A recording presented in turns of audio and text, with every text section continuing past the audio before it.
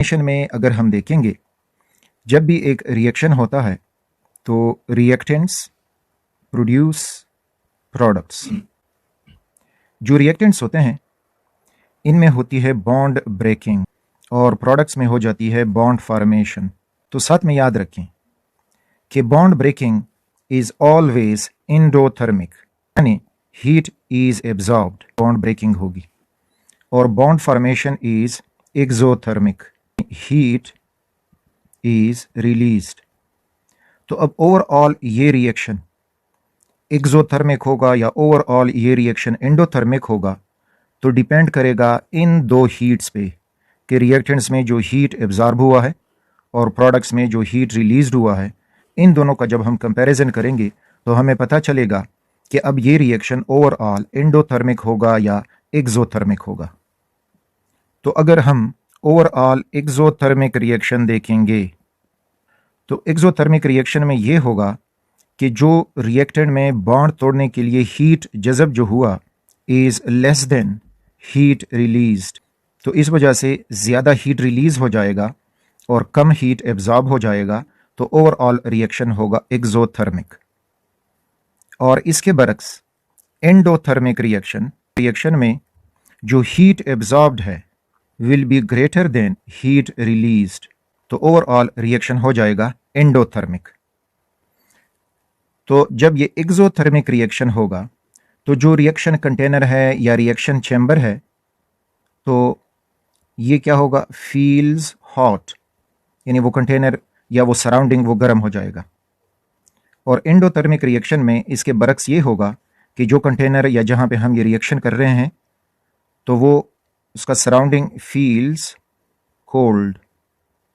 अपने हाथ में वो बीकर पकड़ा हुआ है तो हाथ में बीकर पकड़ा है, उसमें अगर एंडोथर्मिक रिएक्शन है तो आपका हाथ जो है वो ठंडा हो जाएगा क्योंकि आपके हाथ से वो टेम्परेचर एब्जॉर्ब कर रहा है। और इसी तरह से अगर एक्सोथर्मिक रिएक्शन हो रहा है तो आपके हाथ में जो बीकर पकड़ा है या टेस्ट ट्यूब पकड़ा है तो वो गर्म हो जाएगा। तो इसका मतलब है कि वो रिएक्शन हीट रिलीज कर रहा है जो आपके हाथ को गर्म कर रहा है और आप अपने हाथ पे हॉटनेस महसूस कर रहे हो। तो इस तरह से जो भी रिएक्शन होगा या तो एंडोथर्मिक होगा या तो एक्सोथर्मिक होगा, इन दोनों में से एक ज़रूर होगा। अब कुछ ऐसे एक्सोथर्मिक होंगे कि वो हम अपने हाथों से फील नहीं कर सकते, लेकिन उस हीट के मेजरमेंट के लिए जो हम डिवाइस इस्तेमाल करेंगे वो हमें ज़रूर टेम्परेचर चेंज बताएगा। तो चाहे उसमें टेम्परेचर चेंज कम आ जाए, टेम्परेचर चेंज ज़्यादा आ जाए, एंडोथर्मिक हो एक्सोथर्मिक हो, तो हमें वो डिवाइस मेजर करके देगा कि ये रिएक्शन एक्सोथर्मिक है या एंडोथर्मिक है, लेकिन हीट चेंज उसमें ज़रूर वाक़या होगा। अब हम ये थोड़ा सा अपना आइडिया लेते हैं कि एक रिएक्शन एक्सोथर्मिक है, उसमें हीट जो है वो रिलीज़ हो रहा है, तो वो क्यों रिलीज़ हो रहा है, क्या वजह हुआ। तो उसमें आप ये देखो कि फॉर एग्जांपल ये कोई एक्सोथर्मिक रिएक्शन है, तो एक्सोथर्मिक रिएक्शन में जो बॉन्ड है जो रिएक्टेंट में टूट रहे हैं, यहाँ पे मैं ऊपर हेडिंग दे जाऊंगा कि रिएक्टेंट्स और यहाँ पे हेडिंग दे जाते हैं कि प्रोडक्ट्स।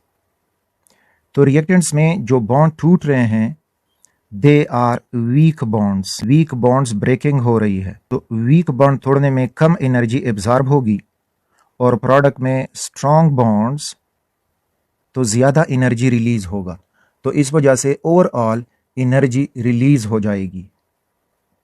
तो ओवरऑल एनर्जी या हीट इज रिलीज्ड और हम उस हीट या एनर्जी को नेगेटिव साइन से रिप्रेजेंट करते हैं, नेगेटिव डेल्टा एच यानी एंथैल्पी या हीट।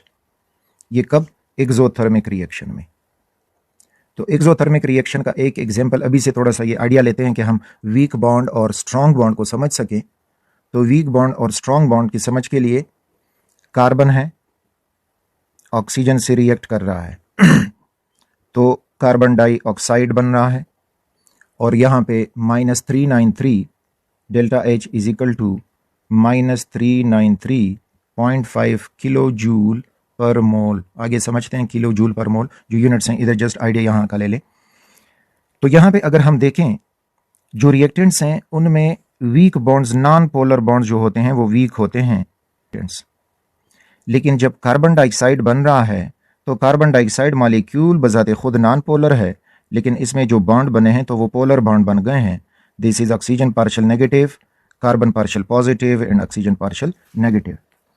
तो इसमें पोलर बॉन्ड्स मौजूद हैं।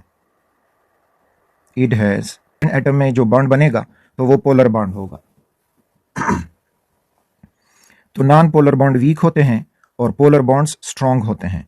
तो इसका मतलब है कि रिएक्टेंट में वीक बॉन्ड टूटे, कम एनर्जी एब्जॉर्ब हो गई, और प्रोडक्ट में स्ट्रांग बॉन्ड बने तो एनर्जी ज़्यादा रिलीज हो गई। तो इस वजह से ये एक्सोथर्मिक रिएक्शन होगा।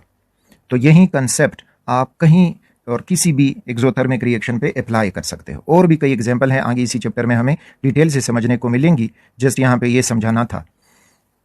अब अगर हम एंडोथर्मिक रिएक्शन की तरफ आएं, अब वो क्यों जज़ब होगा, तो उसका रीज़न ये है कि एंडोथर्मिक में जो रिएक्टेंट्स हैं उनमें स्ट्रॉन्ग बॉन्ड्स की ब्रेकिंग होगी, को तोड़ने के लिए ज़्यादा एनर्जी रिक्वायर्ड होगी, और जो प्रोडक्ट्स हैं तो उनमें वीक बॉन्ड से उनमें लेस एनर्जी रिलीज होगी। जितना स्ट्रॉन्ग बॉन्ड बनेगा तो ज़्यादा एनर्जी रिलीज होगी, और अगर उसी स्ट्रॉन्ग बॉन्ड को तोड़ोगे तो ज़्यादा एनर्जी एब्जॉर्ब होगी। तो एक्सोथर्मिक रिएक्शन में अब ये होगा कि हीट इज़, एंडोथर्मिक रिएक्शन में हीट इज़, और उसको हम positive value of delta H से रिप्रेजेंट करते हैं।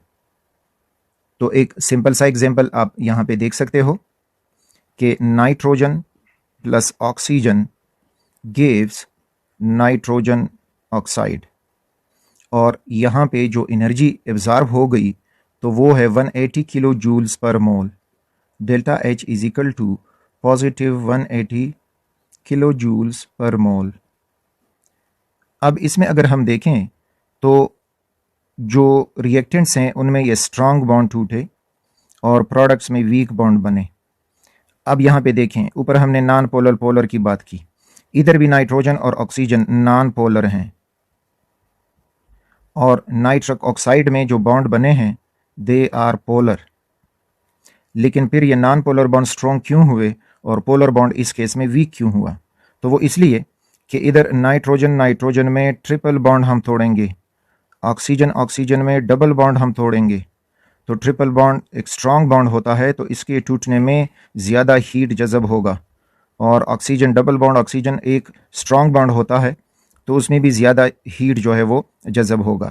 लेकिन अब जब ये नाइट्रस ऑक्साइड बना है तो इसमें नाइट्रोजन डबल बॉन्ड ऑक्सीजन और फिर ये ट्रिपल बॉन्ड बन जाता है कोऑर्डिनेट कोवेलेंट बॉन्ड की शक्ल में। तो ठीक बॉन्ड जो है वो पोलर है, लेकिन नाइट्रोजन और ऑक्सीजन की इलेक्ट्रोनेगेटिविटी में फ़र्क बहुत कम है। तो इस वजह से जितना change in electronegativity between the two atoms कम होता जाएगा तो बॉन्ड भी उतना कमज़ोर होता जाएगा। तो directly proportional strength of bond. तो नाइट्रक ऑक्साइड में जो पोलर बॉन्ड बना वो वीक है compare to the triple bond in nitrogen and double bond in oxygen. तो इस वजह से यहाँ पे ज़्यादा हीट जज़ब होगा और NO का बॉन्ड बनने में कम हीट रिलीज होगा। So this overall reaction will be endothermic. तो ये था एक्सोथर्मिक और एंडोथर्मिक रिएक्शंस में कि उनमें क्यों हीट रिलीज होता है और क्यों हीट एब्जॉर्ब होता है।